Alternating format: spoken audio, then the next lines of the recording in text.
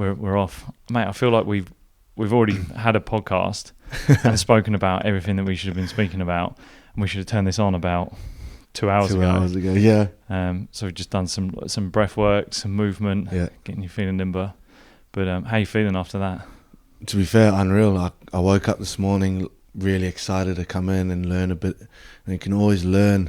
Yeah. And I feel like that's what life's about. And but this morning my back was sore, my hips were sore. I was driving the car, I was in agony. I was like, oh, come on. And then now I'm sitting here pain free. Yeah. I feel like a new man. And I think the breath work really helps. It's going to help me, increase my performance. I feel like my breathing already isn't to where it needs to be. Well, I found that was the coolest thing that I think I found out about you straight away was that you were doing it. Like you were setting, you were sitting at the posts before a game, and you were setting sort of like a goal for yourself to like become a bit more present at the start of a game.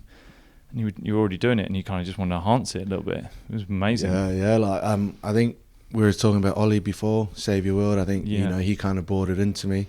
He touched on it a bit, and I'm always keen for new things to make me feel better in life in general. And if I can bring it into my game, which breathing I did, and enhancing it with you personally, like it's amazing. Like when do I ever get in touch with people like you to come down and help me out? And I'm very thankful for you to come down and give me a tip or two on how to breathe and how to move my body in the morning and at night, and a little lesson on your breathing and how it affects your body and your mind. And in our sport, our body and our mind is our biggest tool. Yeah. So to help it out, mate, it's unreal. Yeah. So let's. So you're currently in pre-season as well, and you got a lot of work going on to get yourself ready for the start of the season. How's that going for you? Mate, it's tough. Yeah. And I haven't even done most of the tough stuff that the boys have done. Yeah. And you had an injury, didn't you? Yeah. So I had a ankle clear out, and it's all sweet now, and hopefully coming into the season with no niggles. Which will be a really good bonus for me, because sometimes I'm always playing with niggles. But pre-season is a long pre-season, and I think it's more mentally draining sometimes. Yeah. So obviously, the coaches are paid to just physically drain you, just absolutely beast you every day. Yeah. Sometimes I think they get a kick out of it. Yeah. But I think it's great. It's amazing, because like you build that camaraderie between you, because you guys have been into that deep hole that your mind and your body goes into when you're getting when you're on an hour bounce of just running straight lines, no music, no nothing, just in your head, and your brothers around you. And I think that's what pre-season's all about, is building that team bond, that relationship between each other. And if you're doing it tough yourself, your brother's also doing it with you. Do you think that's like a bigger part of the pre-season for you guys here, like that camaraderie side of it? I mean, one of the first things, as soon as we turned up and we went and had a drink in the cafeteria, I guess, you were saying like there were no phones allowed in that room. That's a big step, and you said the leadership management. The leadership team were the big factor of that, and you're on it at 25, which is incredible. And that was something that you felt as a team you needed to do to build a stronger bond. Yeah, definitely. I think we're always talking about 1%. So your recovery, stretching, like movements with you, breathing. I think little things like that is our 1%ers that we can increase in, and it's only little. Yeah, you're only in eating your food for, some people chow it down in 10 minutes. Yeah. But if you're sitting down eating a meal, and you're talking to one of your mates, and sometimes you sit with people that you don't usually sit with, and that's great, because then you're forced to talk to each other. Yeah. You're forced to understand how he is in his life, what's happening in his lifestyle, what's he doing in the weekend, and find out if some boys have children or not. Some boys, like, I'm guilty of it. I was guilty of it, that I stuck to who I knew. But getting to know all the younger boys, getting to know all the older boys, because I'm stuck in that middle category where I'm not old, but I'm not young. Yeah. So I tend to see myself as like that young, still the young fella, but at times the old guy. Yeah. Transitioning. Unfortunately. No, but no, I think it's great because it increases that communication between each other. Yeah. And especially the old, you know, the big topic nowadays is, you know, mental health, and you know, it's okay to talk, it's okay, it's not weak to speak. And I think it's encouraging us as males to communicate to each other and be comfortable communicating. So I think if you think about the females, put 5 random females in a room, they'll chat like they've known each other for years. But throw like 5 males together, they'll stand in each corner. And they'll just probably look at you for a while, and that's it. So, you know, I think it's a credit to Sale and the coaches and the players to have really bought into what they tried, what we're trying to build around there. Yeah, that's it's really. During my time, I'd seen some stuff trying to be implemented like that, and it worked. Some didn't work. But I think that, like, to be led internally, that's really powerful. Like really, really powerful. And like you say, it's a 1%er, but the goal is when you're eating your meal, you're not on your phone. You're communicating with the guys who you're essentially in the trenches with when you're out there, and you need to know them well. So that's first of all, it's like a team to make that step. It's a strong move to make, and to maintain it again is another thing. And you're doing that. Have you had that sort of like I don't know if we spoke about this. Have you had those sort of like values from when you first started out? Because you started out in New Zealand. Yeah, so I went to school. So I started in a public school called Otahu College. I started playing, you know, rugby on a Saturday, rugby league on a Sunday. And rugby is everything in New Zealand. Pretty much. You know, you're walking down the street, you're passing a rugby ball to your brothers and your friends. Even your sisters. Your sisters are like, yeah, let's throw a ball around. I'm like, yeah, sweet. Like when you come around, you know, obviously, you know, Manchester, England, they've got football posts up everywhere, you know, so they're like, oh, you only play soccer here? First lesson I learned is not to call it soccer. Can't call it soccer. So I obviously changed it and having to call it football now. So so you got, you know, football posts everywhere, but in New Zealand you've got rugby posts. There's this rugby league, touch rugby. And you know, touch rugby was on a Thursday. So you're training all week. You play Thursday, play Saturday, play Sunday, and it's all with the rugby ball. So you're picking up skills from your touch rugby, you're picking up skills from rugby league, and also your core skills in rugby union. And then I started in my first ever full-time contract was in Melbourne, and they instilled a strong camaraderie, you know, value in me. It's one of the hardest pre-seasons I've ever done. They send you off into work, a labour job, for the first week of pre-season. As a part of pre-season? As part of a pre-season. So you train in the morning, weights, 5:30 in the morning. You go to work from 8 to 5. Then from 5 o'clock, you go back to the club. You do your fitness session. Then you go home. And then you repeat that for the full first week of pre-season. How old are you when you were doing that? Oh, I was young. I was I think I signed when I was 15. 16, 17, 18 is when I was with. Right. I was training with the first team, but I was still training, like playing games for under 18s, under 20s, and then first team.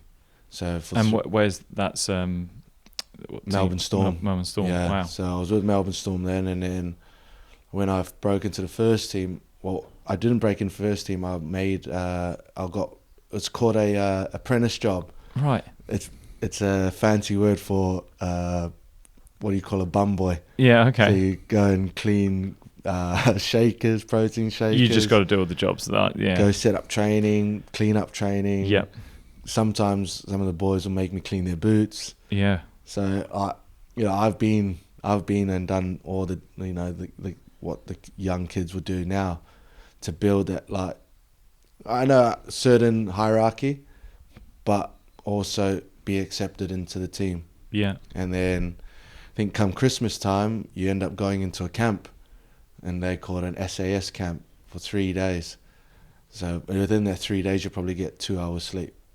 Wow. So the first day they break you physically, and then This is for everyone, like everyone in the squad. Yeah. So I don't know if anyone will know there, but Billy Slater, Cameron Smith, Cooper Crong, the 3 biggest names in rugby league history, have all been on that camp. Right. And I unfortunately had to do it twice. So you're only meant to do it once, but because I did it when I was 18 and considered just a rookie academy player going into it, then when I signed obviously a first team contract into the first team to play, I got sent on it again. What the hell? Wow. So it is the toughest thing. And then everything around it, they had boards up of milestones. They had conferences for people that have left. They bring past players into the changing rooms after a game.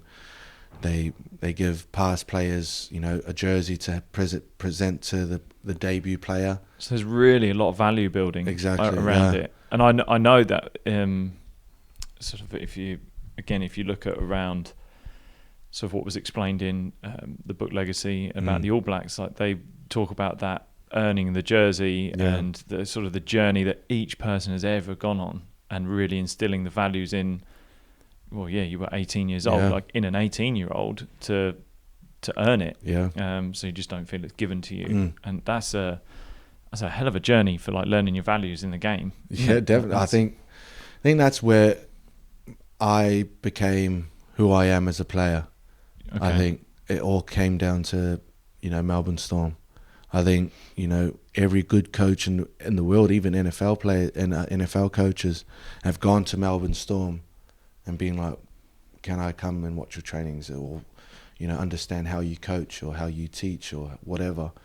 And a few rugby union teams have gone there as well, medical teams, S&C staff, head coaches, because if you want to be the best, you're going to learn from the best. And in my eyes, they are the best team in the world. And not because I was there, but because of the way they treat their players, the way they go about their business. So you're really looking at it from a holistic point of view, like the all-round person that they're building. And I hold no, any bad feeling towards them because they got rid of me. I still find Melbourne Storm my team to support. Yeah, still got really good friends there. Yeah, and I just think that they're the best team to have that template of trying to build. What if any coach is trying to build a good team, and a good legacy as well to then go forward and build what they want to build, I guess. And I think Saracens and Exeter probably being the template for rugby union in England. So why not try and not even copy them, but try and take their game style and try and fit it into yours.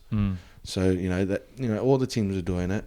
But I feel like if we can run it as a player, it's going to be more powerful. Yeah. So that if, for example, if a coach comes in and he goes, I want this, I want that, I want this, there's going to be a limited buy-in.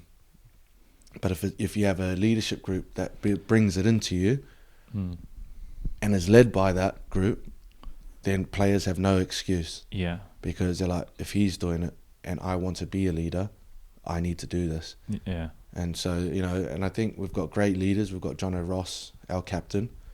We've got, Webbs that's played, I think 20 plus games for England. Yeah. And he's also got a lot of caps, premiership caps under his belt. And we've got ex-New Zealand, rugby player as well, Bryn Evans. So we've got loads of experience. So it's it's good. It's good to have that, and the experience they bring into the group is phenomenal. Yeah, that it's kind of like peer pressure, isn't it? When it comes from inside. Yeah. It's definitely it's so much more powerful because you don't. It's like a parent telling you don't go tidy up your room. No. But if someone else does it, then yeah. So you started in rugby league. You're now in rugby union. Yeah. So let's talk about like your journey in rugby league, and then sort of how you transitioned over into union, because then you very quickly ended up playing for England. Yeah. But so you finished at Melbourne, and then you moved on to London. You came over. Yeah. And so how was the culture shift? Oh, was there a culture shift for you, like in a sense? Yeah, massively. So I was used to a well-run organisation. 5 staff to one, or like one community. So like, let's say 5 S&C staff, 5 medical, physios. Then you've got a facility. If you're to be injured, you walk around the corner and you get MRI scans, You get X-rays, and then within that day you find out what's wrong with you. Yeah. Moving to London, halfway around the world from my family, being a family-orientated kind of guy. Yeah. And you were how old? I was 20. Yeah. And to make that decision, 19, 20, going on to 21, was probably the toughest decision, but also a really good one and bad one at the same time. It was good to not rest on my laurels and be like, my mum's gonna do my laundry. Yep. My mum's gonna cook my food when I get home. To finally just grow up and be like, okay, it's a great opportunity to see how I am without my mum, without my dad, without my brothers, sisters to help me. It quickly turned, landing. I think I landed in the morning in London Heathrow. I think Terminal 2 it was. Freezing. I think it was snowing at the time. And I was like, what the hell have I gotten myself into? Yeah. I've not seen snow before. So I was like gobsmacked, like, oh my God, snow. But then also at the same time, like, bloody hell, it's cold. Yeah. And I'm going to be playing sport in this. You got to do this. And then went in to meet some of the lads. The lads were great. I think the lads were awesome. Yeah.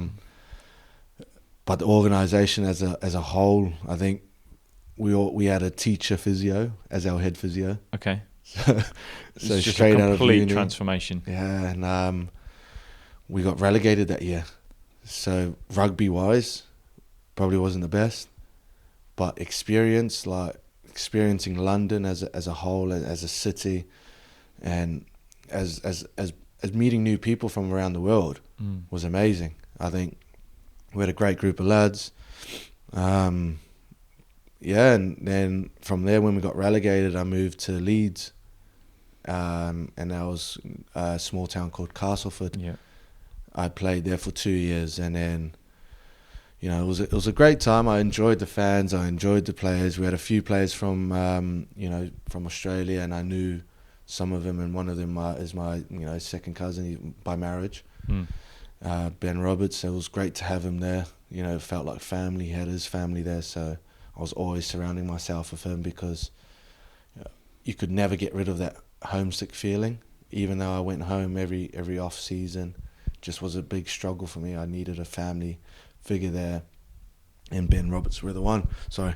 And then I had a really good second year. I broke a load of records, try scoring, hat tricks, and then having Super League Dream Team, then getting nominated for Man of Steel. It was then quickly turned into a really bad year, because I then made the controversial move to rugby union. Yeah. And it was... And we spoke about that being not so much a controversial thing within the world of rugby, as the players, because it's kind of been done before. Yeah. But it's more the fans and the external factors around it that people don't like seeing that happening. Exactly. And so that's where the controversy comes in, isn't it? And it's not... It's frowned upon. It happens, but it's frowned upon. And, when it does get out and the fans get a hold of what they think and what they've been fed... Because I never stood out and I never got out and said this is my side of the story, because I never knew I never wanted that sort of vibe. I wanted to. Everyone that knew me knows me. Everyone that don't know me, they have this perception of me. And everyone's entitled to their opinion. And at the time, I was doing what was right for me, myself, and my family. I think, and it's life. When you get offered a better job, better pay, better security, better everything, will you stay and be miserable on a certain amount and be happy with it? Probably not. But everyone's a sheep. They'll follow the same opinion that's been given to them. Yeah. So, and then I moved to Sale Sharks. Yeah. And now I'm here and I'm absolutely loving it. And then my first year, I came halfway through the season. I think I ended up scoring 11 to 12 tries that year. Being fortunate enough that the British and Irish Lions tour was the year I came in. Obviously, everyone's bigging it up because I came in halfway through the year and scored 12 tries. They're like, oh, he's going to be a British and Irish Lion. Obviously, knowing myself, I was like, no way, it's not going to happen. I'll be happy enough to just get a mention and that's it. Mm-hmm. But then, Eddie Jones, the coach of England, called me and he goes, oh, what's your thoughts? And I was like, look, I'm all about my family and making myself secure in my life. I've only got 10 years in this business and I want to make it as impact as possible that I can make it. That's after rugby, that's during rugby. And he goes, well, what are your thoughts on representing England? And I was like, look, I'm open to it and I'll happily, I've invested so much in here. I had a wife at the time, I had a house at the time, and I was buying a second one here. So I've really much set roots in England. So I thought to myself, I was confident enough to be like, okay, I'm going to put on that jersey and wear that red rose with pride. And I did. Yeah, man. Thankful enough, and I was, the emotion, and my mum and dad turned up. What was it like that first day, sort of? Oh, it was stepping out crazy in the field? Because I didn't know my mum and dad were coming. Really? So I think I got named on the Thursday. I think we had Friday to, prepare on Saturday. So my mum and dad turned up on the captain's run Friday. And I was gobsmacked. I was like, I was in tears. I was like, oh, this is amazing. This, it's my first big international cap for, and my mum and dad's there to experience it with me. And they're in the crowd. I was warming up. I was coming off the bench at the time. I was singing the national anthem. And I was proud. I think I shed a tear silently to myself on the bench because I was 23 out of, hundreds of players in that point of time, the best 23 player ever. Yeah, that's it's a really big point. I think, do you know what? I think that even gets lost in professional sports sometimes. When you think about it, just playing for Sale, think how many rugby players there are in the country, in the world, and you are that statistic of you're one of the best in the country, in the world at that time. You're the top 0.5% in the game because you think how many people are playing the game, and that can get. But then to have that feeling for international must have been unreal. Mate, I can't even put it into words. All I can say was I was the proudest moment personally for a player, and to be there and witness and embrace that atmosphere that was at the time in Argentina was amazing. And to have my mum and dad there supporting me like I was a little kid again, it was even now it wells me up because I can't forget that feeling. Yeah. And then I think it was the last 15 minutes or 10 minutes I got brought on. So got substituted on as right winger. There was a right-handed scrum. We've practiced this. We've not practiced this much, but we called it a Wigan. So where we put a winger in at 10, and then 10 becomes a 12, 12 becomes 13, 13 becomes a 14, and then the wingers, the last man, and the fullbacks slightly offset. So we reassure that first line up and entice them to chip and chase, because we'll have our 9 sweeping to get that kick, and we have the ball back. It's all strategic. So we thought, okay, I'm debuting. It's my first time on the field. I'm like, yeah, This'll okay, work. this is good. I've got this guy. Yeah. The scrum ends up turning a bit to the right, which favours the attacking 8. I think the 8-9 pick up, give to the 9. I'm like, okay, I've got the 10. This is my job. 7's meant to come and take the 9. I'm good. So 7, I ended up seeing, which is my teammate at the time, Tom Curry, not get out as fast as he usually does. So I'm like, oh, crap. I've got to step in here. So as I go to step in, I slip. As I slip, I missed the tackle. As I missed the tackle, it resulted into a try.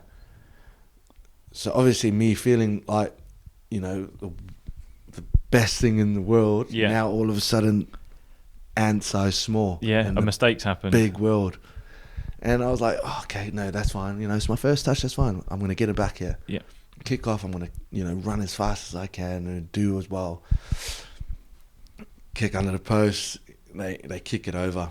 And then I run back to halfway, you know, trying to compose myself after, you know, the crowd screaming at like, yeah, you know. I missed that tackle, resulting in the try. So I'm like there, standing there, trying to, you know, compose myself. They kick off far left. Team chases, they tackle, but they used up too many tackles that we usually do. So therefore, it shortened our line up on our right-hand side, which I was defending. So I was trying to hold width to encourage them to fill the space. We held, I think, 3 defenders on the left side where there was only 1 attacker. Yeah, so missed assignments, you know, everywhere. They end up taking their left side, my right side, my defending wing. They broke through me, so I ended up missing a tackle again because I have to come in so far because I've tried to, you know, get some width. End up chasing back. I could have stopped it again. I slipped, missed another tackle, go back, end up running back, slipping again, missing a tackle, and then they scored. So 3 missed tackles in my first 5 minutes. Wow. Like 7 minutes, and I've only got 10 minutes. Yeah. So I've got 3 minutes left to do something. They kick off, something happens, we get the ball back, we play a ruck just off midfield to my side. I'm, you know, yelling for the ball, yeah, give it. We end up playing, you know, a lead shadow somewhere. You know, I remember Pierce Francis giving the ball, blocking a defender a bit, and then I had basically I had a brick wall in front of me, and I just went, if I don't make something out of nothing, I'm done. My international career is done for. I ended up running as hard as I could into a defender. I ended up breaking that tackle, bouncing off, beating a guy on the inside, and just don't know how it happened. I think that bit was all a bit blurry. Yeah. Looking up, clear runway, and I went, oh my God. Opening up, putting it into 5th gear, running, and I see this guy coming, so I'm like trying to fend him, trying to run fast, and then I'm like, yes, home straight, and then straight under the post, scoring the match-winning try. Mate, we kicked it, we defended it, and we ended up kicking it out. When I missed that second tackle, I looked up to my mum and dad.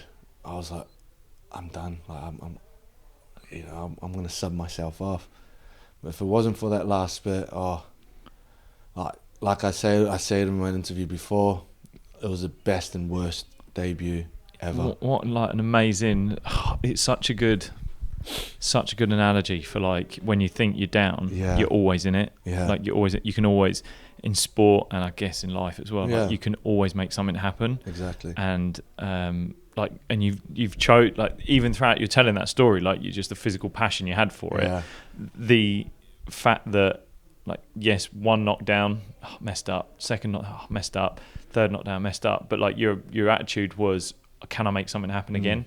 Can I make something? I've got X amount of minutes winding down the clock. I've got to do something within that. I've got to be brilliant within that moment, rather than I hope this 6 minutes ends and then I can get off as quickly as possible. Because you've gone from the worst case scenario to then being so influential in that game. Yeah. To score that winning try. What an incredible debut. Yeah, mate. It was like, and I think after that game, I reflected on the journey that I've come on. Yeah. Like coming from never being selected in younger age groups of any representative teams. I was like, oh, am I even good enough? Like, yeah, I'm decent. I've made Auckland. Yeah, blah blah blah. I've done professional rugby, but am I just a good professional rugby player? Am I just a good club rugby player? Am I not a good international player? That's interesting, isn't it? Like you saying that you didn't make many and there's so many young kids that I meet, and I don't know if you get the same. I get a lot of questions around the advice of how do I, either it's a parent or a kid themselves, so like how do I make it as a pro? And I didn't make it into this representative team. I didn't make it into the under 15s in this side. I didn't make it into the England under 18 teams. Like all hope is lost. Like you didn't do that. Like, no. And I know so many people that didn't do that. And I think that there's not one way of getting to like how quickly you got into the England team. Yeah. Yes, you'd had a backlog of a career in league, so there was the element of the skills that you had were transferable. Yeah. But like things can happen so fast in sport. I think that people really need to remember that, and it's not a moment in time. It's not this like definite gradual system that's going to build you up to be an England player. You could have like a great 6 months and transform so quickly in 6 months that you end up getting to that level. And I like that's just always a worry of mine that young people think, if I don't make that representative team, I'm done for. I'm never gonna be an England player. Yeah. Am I even good enough to get there? But actually, it's a massive journey, and that moment when it suddenly happens, every person's different. Yeah. It's not like every person gets to 20 years old or 18 or 19, and then it's that year that you become a pro. Like, and if anything before or after that, like you're done. Yeah, it's an endless.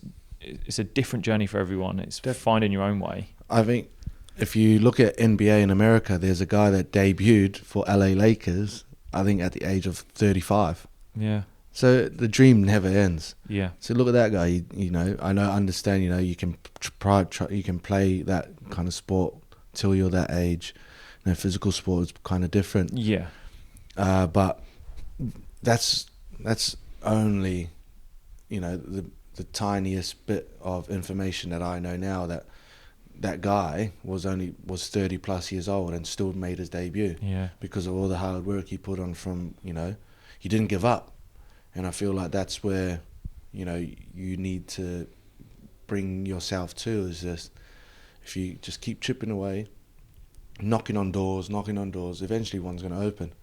Whether it's early on in your life or whether it's later on in your life, that door will eventually open. Because all the hard work you put in, which you should be putting in hard work, would pay off. If you're not putting in the hard work and you're just expecting a door to open, then it probably won't open. Yeah. But, I think it stems from all hard work, sacrifices, because you're going to have to sacrifice your best friend's 23rd birthday for a game or a training session. Yeah. And that's what people are not willing to sacrifice. And that's why people come up, they'll be like, oh, I could have been this, I could have been that. It's because of the sacrifices they weren't willing to make, or a piss up that they wanted to go to has caused them to not get where they wanted to be. So I feel like, as a rugby, any professional athlete, feel like they're blessed, but also not, because they've made so many sacrifices along the way to become who they are and where they are at the moment, because without sacrifice, we won't be where we are. Yeah, that's true. So we've spoken most of the day about sort of loads of different things around like energy and sort of where you are at now, and like you've definitely grown as a person. I mean, you're 25-year-old, but you're an old soul is the way I would look at it. And let's talk a little bit more about the journey you reckon you've had. You talk a lot about mental health on your Instagram. Instagram's where I came across you, and you're really actively posting about things like gratitude, and consciousness, and this is something that has been new to you recently.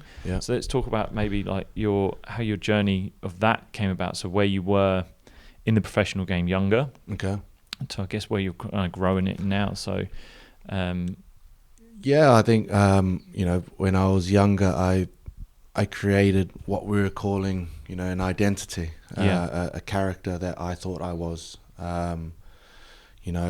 I started going out drinking when I was 15. I was drinking. I was 16, 17, 18, and then drinking started getting into drugs. Drugs started getting into fighting, drugs, drinking, girls, women, everything I could, and then obviously along the way it started turning into like recreational, like drugs, to just taking it every day, sitting at home watching TV, taking drugs, drinking wine, 2 bottles of wine on a Wednesday night with 2 grams of coke. Like, that's the sort of hole I was in. People won't understand why I've done that, because I didn't. I was hurt. I didn't know how to heal, didn't know ways to help myself. I constantly had thoughts of ending my life because why am I hurting when everything seems to be so good? I've got a great family that supports me. I've got a great job. At the time, I had a great girlfriend. I had a great everything. Everything in my life was perfect. To a T, I had a good car to drive in, But yet, inside, I was hurting. I was like, why am I hurting? And the only way I could get over it was my escapes, where I felt was helping me.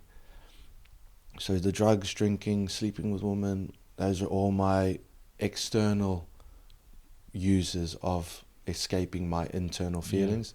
Never really dove down into myself, because I was like, no, it's not me. I'm happy. I'm a cheerful guy. I'm not this person.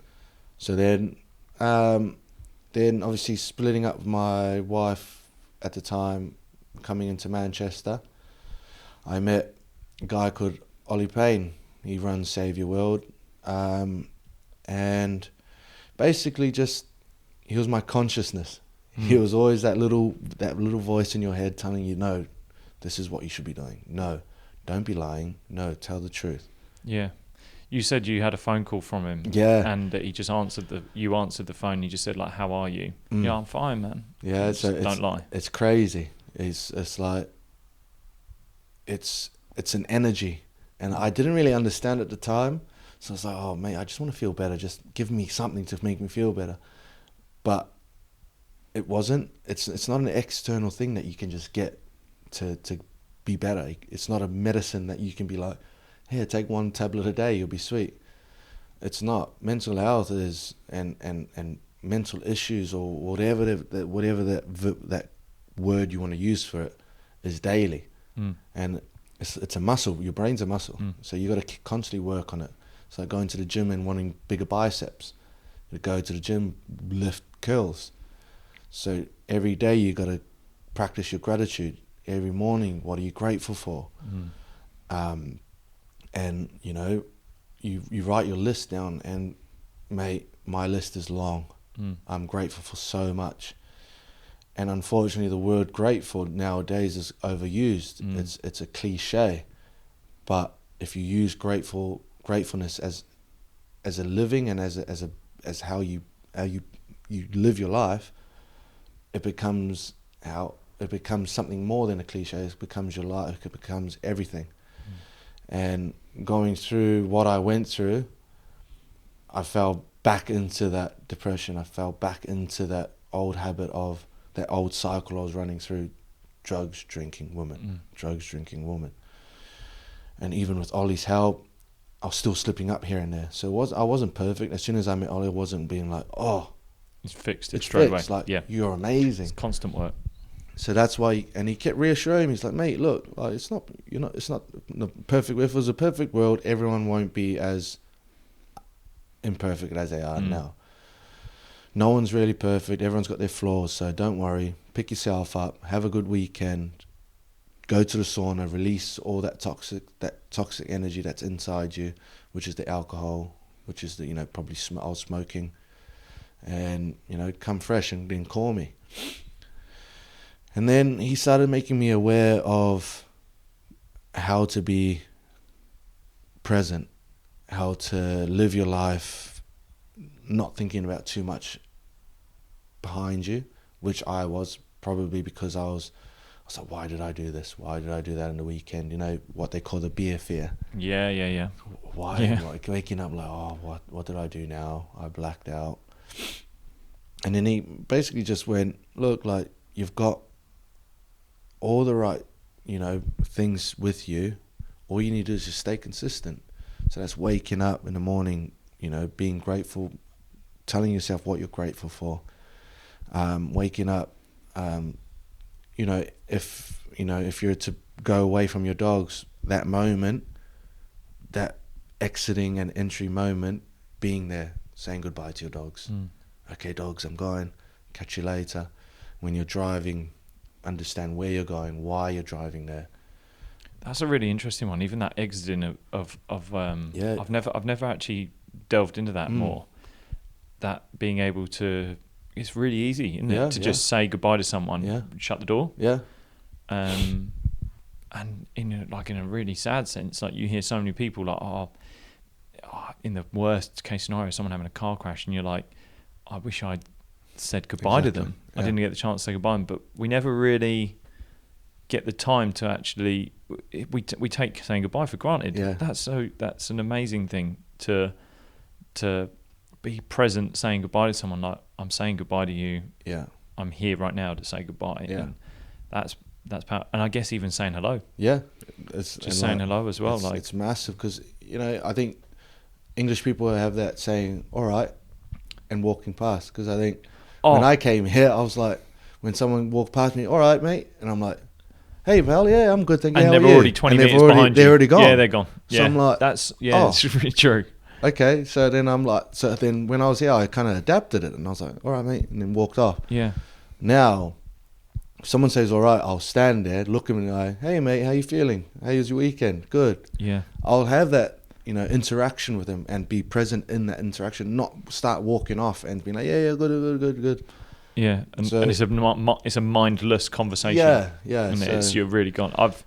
I personally know I've done that. That's going to definitely change my outlook on that. What a fascinating way to look at it. Yeah, I think, and it like you were saying before, being mindfulness and being present. Little ways to do it, like stroking your dog. Do you ever think about it? No. That's when you can practice as well. When you meet someone, like especially around the club, you've got all your players, all your staff. You can't just walk past them every day. Like it'd be weird if you walk past a stranger and be like, yeah. Tell me your tell me your life, and everyone's just gonna be like, oh, they're a bit weird. But like if you do it around your workplace, your family members. That's building the stronger bonds and relationships that you have, and it's well known and documented that a good sense of community is one of the greatest benefits to your mental health. Yeah, and you can do. I think, if people say like, I've got friends, but how present are you with your friends? How like really how much of the words that you're speaking to them are you engaging with what they're saying and feeling, and rather than just being like, I've just spent time with my friends, which meant we were all in a room and we were all like on our phones and we were all mindlessly doing something, rather than, no, we as a group of friends, we're going down the pub or whatever it is. No, we're going to sit down and we're going to have like a great evening of, it could be sitting around like a barbecue or a fire or like something, and you're just talking. I definitely had that. I had that recently with a good friends barbecue where we had one. We ended up all sitting around sort of like on this patio and we're talking, and one of my mates he's an actor and he's joking around and everyone's laughing, engaging with each other, and no one was elsewhere. It was a really, like, if you want to look at it from a broader sense, it was a really present evening. Yeah. And that's something we definitely take for granted in our relationships. Yeah. And if you take that into your team, it's even better. If you think about and it's intense as well. Like everyone's eyes are on him telling his story, or eyes are on someone else and they're telling their story, or telling what they've been up to. It's intense, that feeling, that, and that's what we're trying to say, is that that's the energy. That's what the energy is called. So that I knew you had spoken about, you felt when that word energy had got mentioned to you, and then you realised, like, at the time your energy was elsewhere, and you needed to move your energy to a focus, and so explain a bit more about that. In reality, it's called, currency, money. Houses, plotting things, physical things. Energy is sort of a spiritual, inside you investment. When you love someone, that's energy. You're giving some of your energy to this person. And I had energies all over the world, all over the shop. I had, energy with my family, energy with my wife at the time, energy with my dogs. And Ollie kind of broke it down to me and be like, look, energy is currency, your spiritual currency. So if you're spending all this money everywhere, what do you get left with? I'm like, well, nothing. Yeah, exactly. So how are you to deal with your inner demons, inner voices, with nothing left? And I was like, bloody hell. It's like, you're right. So he goes, so try and find places where you can, take a bit of money here and there and keep it for yourself to make sure you are okay. Because how are you going to invest into, let's say, my wife at the time, or my dogs, or my family, if you're broke yourself? So essentially you're borrowing money from where? I'm like, well, let's say the bank. The bank is, your energy, and then you're constantly repaying your energy. So sleeping, napping. When people start sleeping loads, that's where they're now saying you can see signs in when people are sleeping too much, because their energy is they keep borrowing. They're pretending they're putting that they're paying £5 to put that mask on their face to walk into work and pretend like they're okay, because they've spent too much money elsewhere. Yeah, they've spent too much money out in the nightclub buying Greg that you see once a week because he's your friend. Yeah, and that's the sort of, and it's wasted. Exactly. It's wasted towards the things that you really will Greg value. come and give you energy? Will Greg repay that energy you've given him? Repay that drink you bought him? Probably not. Yeah, you'll probably turn up when you've got money again and you've got payday, and you'll see Greg again. You'll pay him. And and that's what I was doing. Like, not to anyone else's fault or mine. I invested in that. I did this, and that's where I needed to make sure everyone knew. I wasn't blaming everyone. I'm not saying my family's the reason why I'm in this in this hole. It's not. It's I invested in everyone else but myself, and then it left me with nothing but borrow, and then obviously. And definitely from a performance point of view, if that energy's going elsewhere, how the hell are you meant to play? Like that's got a huge amount of energy that you need. That's got focus that's got to go onto that is massive. And if you're not paying attention to it, then you're really behind the eight ball. Yeah. There was something that you also spoke about, that one, you didn't really know how to access this sort of inner work, and you started to delve into things like breath work, meditation.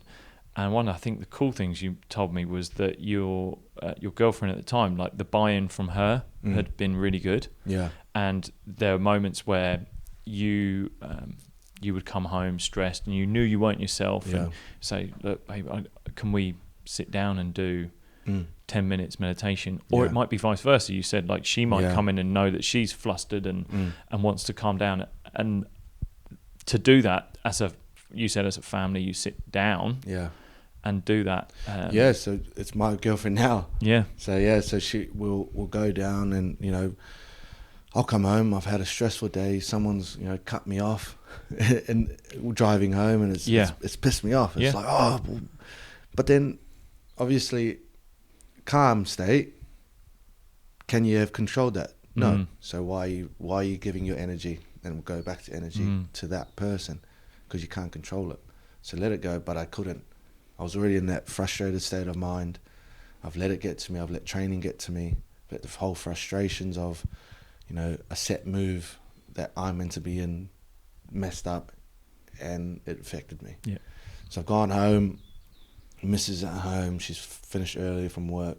And I was just like, look, I've got to go upstairs and just have 5 minutes to myself, release this negative energy, and I'll come back down. She's like, yeah, sweet, go for it. Because at the end of the day, it's her benefit as well. She doesn't want a whingy boyfriend coming home, bad mood, ruins her day as well. So she's like, yeah, look, go do what you need to do. Sometimes it's a 10-minute meditation, sometimes 5 minutes, sometimes it's a half an hour nap. Yeah. Most times it's 2 hours sleep if I can get away with it. Yeah. But then we'll come down, and then if we've both come home at the same time, or we're both kind of flustered, we're like, look, let's do it together. Let's sit down. Sometimes we'll just chat. Sometimes chatting was great for us. Or sometimes we'll sit there in silence, and that's our meditation. And then we'll have, because we've got 3 dogs at the moment, our 3 dogs are running around us. Then they'll end up, from that running around moment, you can feel them going to walking. And then their energy's less. They'll go from walking to going sitting down somewhere to laying down somewhere, from laying down sleeping. You can literally hear them snoring sometimes. Yeah. And then we've got a little miniature sausage dog that will literally sit in between us or sit on top of us and just sit there. Won't bother us, won't do anything, and we'll just sit there and embrace that energy between myself and her and our dogs. And then also just our safe zone. I think we touched on it before, how exiting your safe zone and entering your safe zone is trying to be present and trying to make that exiting and entry a positive thing. Yeah. So when you come in, try and leave the negative energy, and if you can't, we'll do it together, or you get rid of it. And so together it's great. Like meditation, walking, because we've got 3 dogs, walking's great. Yeah. Walking. There's nothing better than walking out in the woods. Yeah. With your dogs running around loose. There's that connection to nature as well. Exactly. Isn't it? It's really strong. That's when you said about you go to the gym to build your biceps, your mind's a muscle. It's so true. But I think people forget, or they don't understand the tools. So to build muscle, right, I've got to go to the gym, I've got to lift weights. If I want to run far, I've got to go run. Yeah. All these different, those are the tools to build that muscle and do that continuous maintenance on your body. Yeah. But the tools for continuous maintenance on your mind is your breath work. Meditation, I think it gets that ugly rap sometimes because people feel like you got to be a Buddhist monk, you got to be out there. But I'm a big believer in those little mindful moments throughout the day, rather than doing 10 minutes of meditation in the morning and kind of feeling like you've ticked that box and then being an arsehole for the rest of the day. Like, it doesn't really work. Can you spread that mindfulness throughout the day? And that, like you said, like going for walks, they're incredibly mindful moments. They're the moments, again, when you're not thinking about the past, and you're not dwelling on the future. You're just doing what you're doing right there. It could be seeing an amazing sunset. It could be going for that walk in nature and having a chat. It could be, but whatever it is you're doing, you're right there, right then. You're not mindlessly doing something. And if you can add that into your everyday life, then can you add it into your performance world? Can you really be mindful in everything you're doing? The language that you're using with people, and that going back to that, saying hello and saying goodbye to someone, that's really, really powerful. And it's that constant journey we were talking about as well.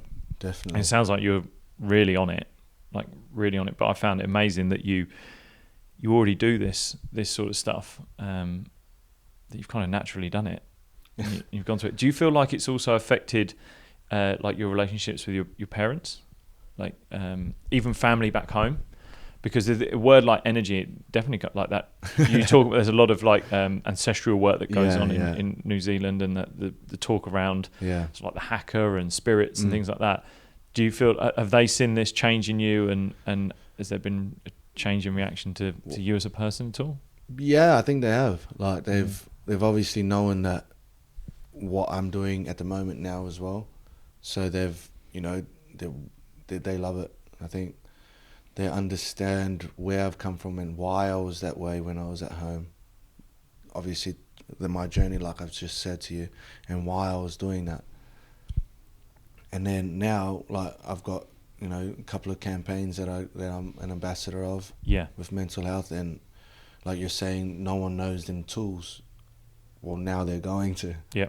Now we're going to give them a way to help strengthen their mind, strengthen their soul, their body as well. So with you, you know, you came over and you showed me ways to open up the hips, and you're saying that that's where, you know, most people carry their emotions, carry their trauma. And, you know, without people like you showing, you know, people like me that I can now go and we can, you know, both give the world tools to help themselves and become more efficient and more better, that we reduce this rate of, you know, suicide. I think it was 6,000, you know, people. I think there was an ad, or no, there was a campaign that ran before of an international Wallabies player saying that I think there was about 5 men that are going to take their lives in the first half of the... No, they were the England rugby guys have just done that, haven't they? It's 80 men in 80 minutes. It's crazy. That's what the stat was. So like 40 men will go in the first half, 40 men will go in the second half. The and rugby's leading the way on that at the moment, mainly because the World Cup's just about to happen. But so what are the campaigns that you're running and who they're with? Don't Mind Me is with, I think it's a guy called Luke. Yep. And then we've got one here called Boards to That, run with Craig and Jack. Mm-hmm. And then there's a Luke Andy Man's Club. Have you seen that? Are You Okay? Man Signal. And I think he's in Bradford, I think it is. Yep. So we're still yet to meet up, us, the Don't Mind Me and Luke. So we're going to run together and, you know, bounce a few ideas off each other. You know, I think Don't Mind Me has already done a few campaigns with businesses, and we've done that as well, with Balls to That, with Craig and Jack. I've just recently done the academy players here at Sale Sharks. Yeah. So yeah, no, it's going well. And it really needs people, like, again, especially that you're in the leadership team in the senior group. Like, if they can see that someone doing something different, whether it's doing breath work, doing movement, whether it's training in a different way, or kind of doing something that's out of that comfort zone, out of that norm and that conformity. We actually spoke about that and said that it can be quite tough in a team environment to be that person that's some people will look at things like breath work, mindfulness, yoga based movement, whatever, like you got Ido Portal movement, you got Aikido, we were talking about Ollie doing that movement. All these things are so different from the norm, and that can threaten people, and you can get kind of attacked internally on a team. I had it, like I've seen other people get it done. It's really tough to deal with sometimes, isn't it? Because people can see it as a fad, but these things have been around for thousands of years, so they're definitely not fad. What's sort of your way of dealing with trying to bring more people onto it, or is it your sole internal focus to begin with, and then hope people get drawn in? Yeah, I think I'm not going out and be like, this is what you should do. Yeah. I think, like, you know, I'll live my life how I should, and I'll practice what I preach. And if people come to me, then that's when I'll be like, okay, yeah, bro, this is what I do. But I'll never force it, because I feel like, you know, no one's ever going to get the full benefit if you force it onto them. You'll rebel. Goes back to that coaching, trying to tell you to do something rather than it coming from internal. Naturally, you rebel. You'll be like, well, you're not my dad. I'm not going to do it. Because you've told me to do it, I'm not going to do it. Yeah. And, you know, I feel like if I do it around the club and, you know, a younger player comes in and goes, oh, Denny, what are you doing here? What did you do with, you know, let's say Ollie or let's say Lewis? Like, what did you do? And I was like, oh, bro, I did this. Yeah. I'll show you how to do it if you want. Oh, please. Then there we go. Then we've got one after another. Then another guy will ask, maybe, the younger guy, what were you doing with Denny? I'll show you. This is what he told me. Yeah. And I'm a big believer that people will need this at some point in their life. Like there will be a trauma, whether it's physical, psychological, emotional, where they'll find something that they'll need to hold on to. And that moment can be anywhere in their life, but the sooner you can find it, you end up waking up to who you kind of really want to be and who you want to grow into being. It can be quite tough when it's in a team environment and it's hard. So I guess the advice, is there any advice you would give to someone who's wanting to try these new things, try something different, but is probably scared of what their mates are going to say about them and be called out of being different and unique? Is there any advice you give for that? I'm just going to say jump. Yeah. Just jump, and, you never really know. Like when I did it, I was always reading. So I read books first. Yeah. So I was always reading books and I was always keen on it. But I never really jumped. And like you're saying about that moment in your life, it's like, well, I know it as the awakening process. My awakening process was my divorce and the transition between coming to rugby union. It was that period of that coming to rugby union was my awakening process. It stemmed from obviously all the hatred that I received, all the negativity, and then spiraling into that, sort of depressed mindset and feeling I was in, and then getting divorced was my final straw. Then I woke up thinking, what's this purpose of my life? What's my actual purpose? What am I here for? Am I just here to plod along and then end my career with no one else knowing me, who I was, who I am, what I did for the game, and how I helped? And then, obviously meeting Ollie, that's when it happened. My awakening process started and, began with Ollie because I just jumped. I made that move. I made that phone call. I met up with him. That's literally it's that step in it. It's the practically, like, I remember the first time I did like breathwork session and it was like, it felt weird, it felt uncomfortable, but geez, it felt good after. Mate. And like none of these things are there to make you feel bad. But the toughest part is that initial part. It's like driving a car. Like, it was awful to begin with. The first time you ever did it, it was like it's like so weird. You're thinking about all the different things you got to do, and your ego's getting in the way of like how you want to do it and how you should look. Should I hold it with one hand? Like, should I be cruising back a little bit? Like, should I put my seat back a bit? Yeah, your ego's going to like how you feel it should be, whereas actually the practical thing is like, you with your girlfriend, no, let's actually just sit in the lounge and do this. Yeah, it's 10 minutes. Like, let's just do this. There's a practical way we can do this, and we're going to feel so much better for doing it. And you park your ego of caring what you look like. That's an amazing journey. And I think it's always going to be scary. Like you're saying, it's the first time you're going to do something, and it's out of the norm. Like, what if normal's being what we do? Yeah. What if being normal is being mindful, being present, being grateful? Yeah. Not being a dick. Yeah. And I feel like more and more people are starting to realise, oh, jeepers, I'm already doing it, but I just need to be constantly doing it. I need to be consistent. And I feel like now I'm still stuffing up. I'm still losing my mind at stuff. I'm still losing my energy here and there. I'm not perfect. I'm not like a massive guru, but I've got the tools that if I do lose or find my way that I've lost, I can get back to it. Yep.